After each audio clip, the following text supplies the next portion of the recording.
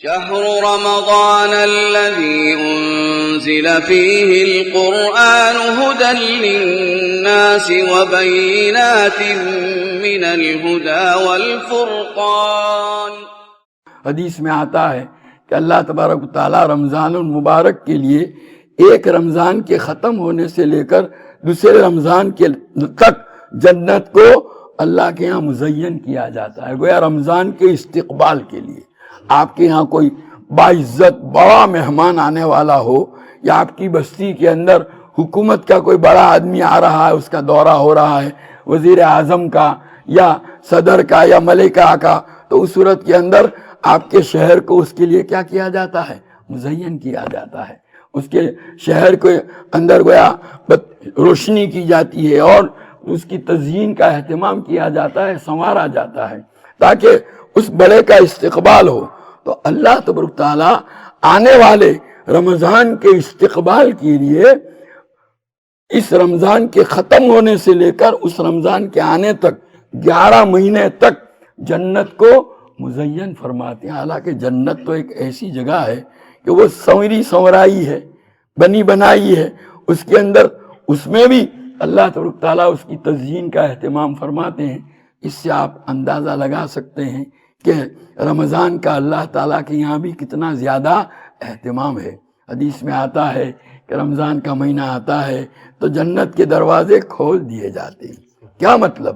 جنت تو اپنی جگہ پر ہے، دروازے کھلیں گے تو کیا ہم اس میں داخل ہو جائیں گے؟ نہیں، جنت مطلب یہ ہے کہ جنت والے اعمال کو بندوں کے لیے آسان کر دیا جاتا ہے۔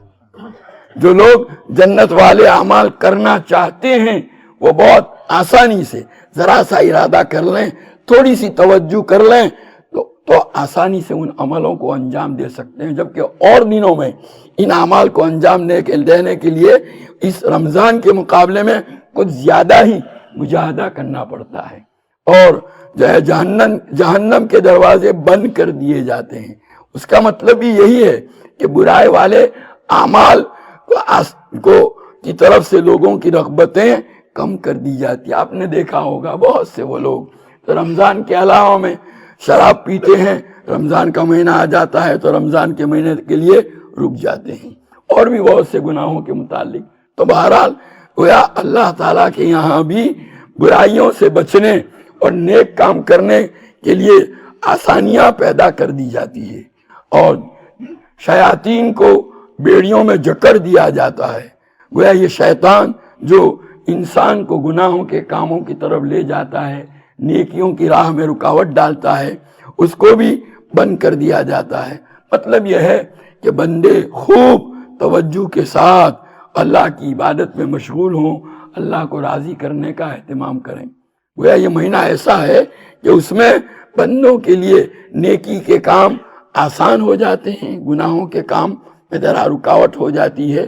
اس لیے بہت آسانی سے آدمی اگر جنت کو حاصل کرنا چاہے تو حاصل کر سکتا ہے۔